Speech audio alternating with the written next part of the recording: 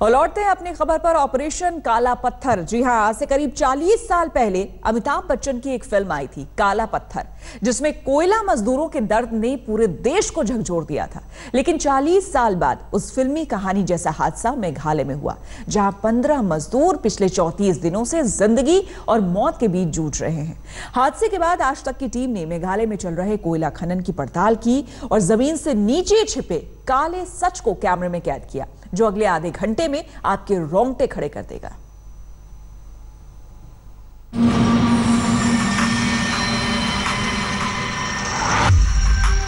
चौंतीस दिन से चल रहा rescue operation.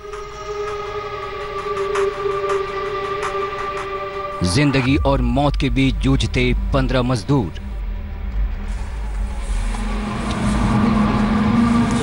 Rate mining whole में पहुंचा आज तक। कोयले के कब्रिस्तान का काला सच। 350 फीट नीचे मौत की सुरंग। इंसान चूहों की तरह रहने को मजबूर है। कानून की धज्जियां उड़ाते खनन माफिया। ऑपरेशन काला पत्थर। ये आप किससे खरीदो, मालिक से या दलाल? मेघालय की जयंतिया हिल्स में 13 दिसंबर को कोयले की खदान में हुए दर्दनाक हादसे ने पूरे देश को झकझोर कर रख दिया। हादसे को बीते 34 दिन हो चुके हैं। भारतीय वायुसेना, नेवी, एनडीआरएफ के जवान दिन रात लगे हुए हैं। हाई पावर पंप और हर आधुनिक मशीन मौजूद है। थाईलैंड की फुटबॉल टीम के लिए रेस्क्यू के लिए पंप और कुछ जरूरी सामान मुहैया कराने वाली प्राइवेट कंपनी किर्लोस्कर की टीम भी वहां पहुंची हुई है। लेकिन ये ऑपरेशन थाईलैंड की फुटबॉल टीम के रेस्क्यू से भी ज्यादा मुश्किल है। आखिर अब तक 15 मजदूरों का क्या हुआ, कुछ पता नहीं चल रहा। 350 फीट गहरी इस खदान में करीब 70 फीट तक पानी भरा हुआ है। मजदूरों की सांसें चल भी रही हैं या नहीं, ये भी किसी को नहीं पता। आखिर क्यों आ रही है परेशानी? आखिर क्या है इस काले पत्थर के पीछे का काला सच? आज तक की टीम जान पर खेलकर इस काले पत्थर के खौफनाक खेल को समझने की कोशिश की है। कैसे चूहे जैसे बिल सी जगह में मजदूरों से काम कराया जाता है।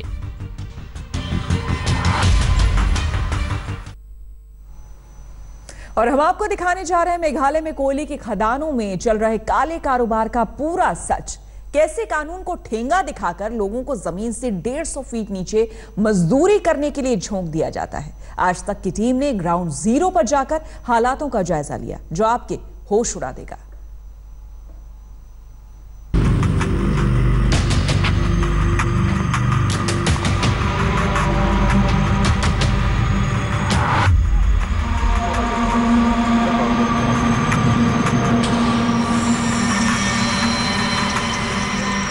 मेघालय की जयंतिया हिल्स में हुए हादसे का सच जानने के लिए आज तक की टीम पहुंची मेघालय, जहां खनन के काले कारोबार में मजदूरों को कब्रिस्तान में बिना कफन के झोंक दिया जाता है।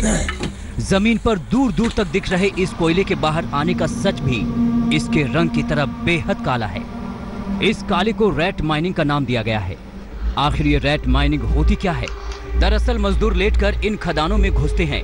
संकरी और पतली सुरंगों में चूहों की तरह इन खदानों में घुसा जाता है, इसलिए इसे रेट माइनिंग कहते हैं। जिसे आपको समझाने के लिए आज तक संवाददाता खुद इन संकरी माइंस के अंदर पहुंचे।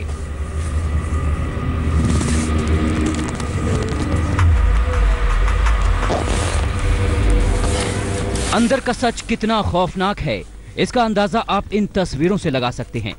जमीन से कई फीट नीचे रेंगकर ये मजदूर कोयले का खनन करते हैं। जिस शख्स को आप तस्वीरों में देख रहे हैं, ये एक युवा मजदूर है। इसकी जान की सुरक्षा को देखते हुए हम आपको इसका चेहरा नहीं दिखा रहे, क्योंकि पहचान होने पर खनन माफियों के लिए इसे मारना बाएं हाथ का खेल है। लेकिन ये शख्स आगे की जो कहानी आपको बताएगा और दिखाएगा, वो रोंगटे खड़े कर देगी। जिस पतली से सुरंग में हम इस वक्त हैं, इसकी ऊंचाई मुश्किल से 3 फीट है। ये इतना खतरनाक है कि जरा सी चूक आपके लिए जानलेवा साबित हो सकती है। इतना ही नहीं, इन मजदूरों को हेलमेट तक मुहैया नहीं कराया जाता है।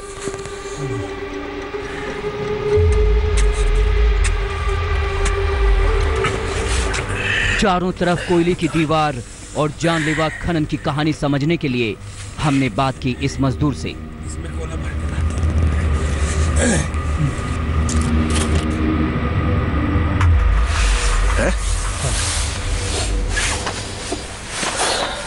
ये कितना अंदर तक ले जाते हो? ये अभी 150-100 ऐसे ही है। क्या मतलब फिट अंदर में? नहीं तो अभी काम करोगे हाँ। जाके तो कितना अंदर काम मिलेगा तुमको? अभी हाँ। अभी हमें 150 जैसा। 150 के बाद काम मिलेगा? नहीं तो काम करते हुए भी चाहिए ना। कोयला है हाँ। बाकी कोयला नहीं है। यहाँ से खा के गया है ना अंदर में, इसीलिए। तो कितना टाइम लगता है पहुँचने में? कितना टाइम लगेगा? 10 मिनट। सुना आपने, अभी कोयले के लिए इसको करीब 150 फीट से 200 फीट तक और अंदर जाना पड़ेगा। जमीन पर रेंगकर ऐसे हालातों में चलना पड़ेगा। करीब 15 से 20 मिनट जाने के बाद कोयला नसीब होगा। ये सुरंगें किसी नर्क के रास्ते से कम नहीं है, जहां पापी पेट इन मजदूरों को काम करने के लिए मजबूर करता है। बाहर मौसम ठंड था, लेकिन अंदर गर्मी बहुत ज्यादा थी, जो खनन के दौरान इन मजदूरों की हालत और भी बदतर कर देती है। इस बीच आपको ये बता दें कि 2014 में एनजीटी ने मेघालय में रैट होल माइनिंग पर बैन लगाया था। संकरी सुरंग होने की वजह से रैट माइनिंग के लिए बच्चों को सबसे मुफीद माना जाता है। दावा किया जाता है कि जयंतिया पहाड़ियों के आसपास करीब 70,000 बच्चे रैट माइनिंग का काम करते हैं।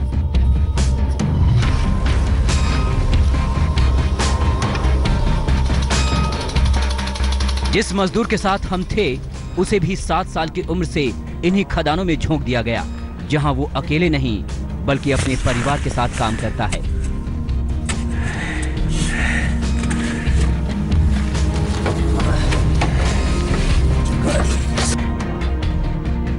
क्या गए थे यहाँ पे मम्मी लोगों के साथ में आया था जब मैं छोटा था। उस टाइम में जब मैं 7 साल का था, हाँ। उस टाइम में आया था यहाँ में। फिर क्या हुआ, यहाँ में आके जब मेरा हम लोग गांव में गए थे, बस्ती में क्या हुआ कि वहाँ में पापा गुजर गए। अच्छा। तो फिर मेरे मम्मी को ठीक नहीं लगा वो जगह बैठने के लिए, फिर यहाँ में आ गए। मेरा आधा जिंदगी यहीं में कट गया। आधी जिंदगी को डर नहीं लगता?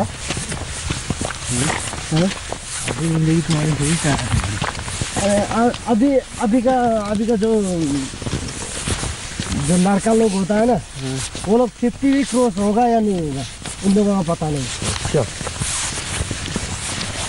क्योंकि अभी का जो पॉल्यूशन है ना, बहुत ही डेंजरस चीज़ है। इसीलिए हम लोग जो काम करता है वो हार्ड वर्क, वो तो और भी डेंजर है। मतलब अरे कैसे करके जो हमें जितना निकला है उतना मिलता है। कैसे? मतलब एक बॉक्स का अभी हमें 2200 रुपया है। 2200 में से एक बॉक्स निकला तो 2200 रुपया मिलता है। एक बॉक्स 2 आदमी मेरा भाई है। तो तुम्हें कितना टाइम हो गया करते हुए? ये करते हुए मेरा अभी 14 से 15 साल हो गया। मतलब अभी 15 साल में स्टार्टिंग हो गया। तुम्हारी उम्र क्या है? मेरा 23।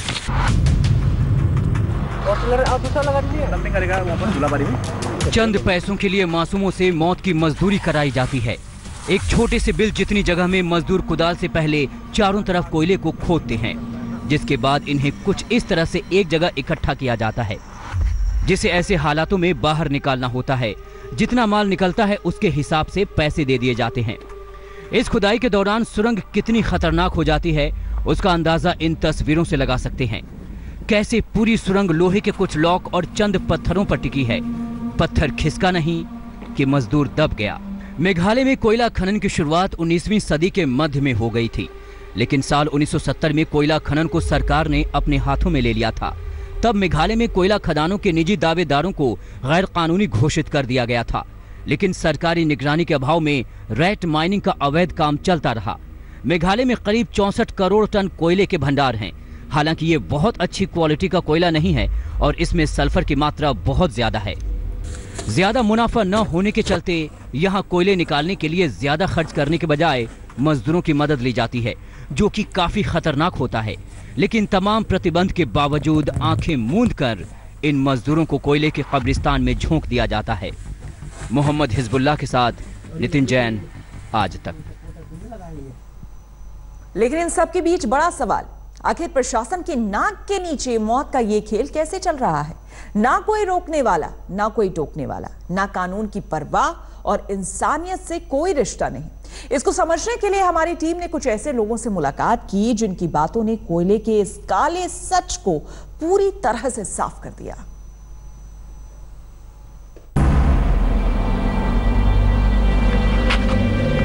ये इसी में से निकला ये वाला।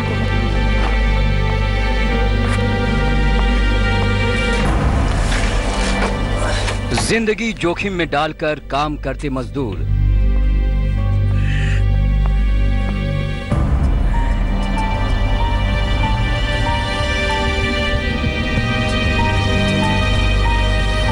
यहाँ तुम मेरे हो, बस और कोई नहीं, ध्यान रखना।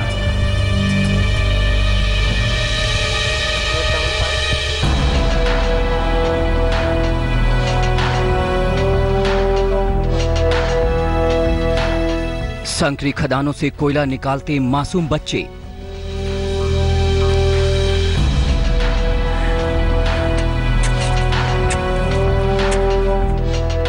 एक के बाद एक हादसे और प्रतिबंध के बावजूद आखिरकार मेघालय में रैट होल माइनिंग इतने धड़ल्ले से कैसे चल रही है?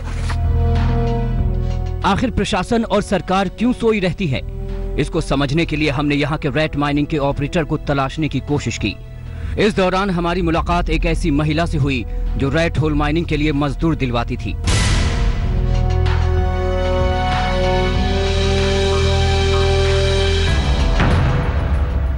माइनिंग तो मैम अभी भी चल रहा है ना, आप लोग कर रहे हैं ना। माइनिंग नहीं है, जो आप माइनिंग सोचता है वो माइनिंग नहीं, वो चोरी वाला इलीगल है।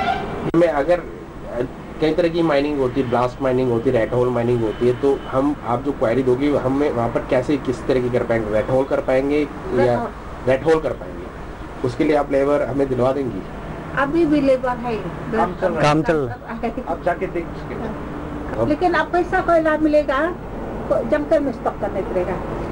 मजदूरों की सप्लाई और साठ-गांठ का काला सच समझने के बाद अब हमारे लिए ये जरूरी था कि आखिर पूरा अवैध माल इलाके के बाहर कैसे जाता है, जिसकी पड़ताल हमें ट्रांसपोर्ट का काम करने वाले इस शख्स के पास ले आई और यहाँ भी पुलिस की मिली भगत का पर्दाफाश हुआ।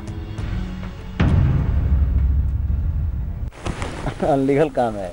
अच्छा, यहाँ लिमिट काम नहीं है, ठीक है। अच्छा, तो हम लोग क्या करते हैं कि 60,000 70,000 जो रास्ता खर्चा लगता है, ठीक है, उसको दे के दलाल द्वारा पास किया जाता है, डायरेक्ट नहीं। हम तो यहाँ से शिलोंग देख रहे हैं ना, शिलोंग का बाईपास में एक टूल गेट है, टूल गेट तक ही हम लोग अपने जिम्मे पर गाड़ी ले जाकर छोड़ते हैं। ट्रैक्टर पुलिस एंट्री करा के वहाँ छोड़ते हैं, वहाँ से दलाल लेके जाता है। अच्छा, और उसको हम लोग 60,000 रुपये देते हैं। तो देखा आपने कैसे यहाँ जान की बोली लगती है, कानून को ठेंगा दिखाया जाता है, न इंसानियत और न ही किसी का खौफ। पैसे के बल पर बस मौत का नंगा नाच चल रहा है, जिसे रोकने वाला कोई नहीं। मोहम्मद हिजबुल्लाह के साथ नितिन जैन, आज तक। तो आप देख रहे हैं हमारी खास पेशकश ऑपरेशन काला पत्थर। आज तक जमीन से 150 फीट नीचे जाकर कोयले के काले सच को बाहर लेकर आया है। आज तक के इस खुलासे का बड़ा असर देखने को मिला है। आज तक की खबर का जिक्र करते हुए सुप्रीम कोर्ट ने केंद्र और राज्य सरकार से जवाब मांगा है।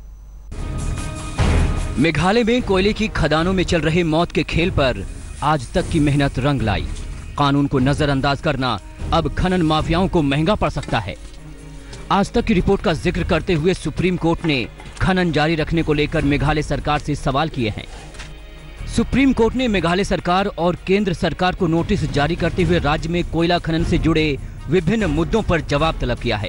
कोर्ट ने 19 फरवरी तक कोयले के ट्रांसपोर्ट पर रोक लगाई है। अब मामले की अगली सुनवाई 19 फरवरी को होगी।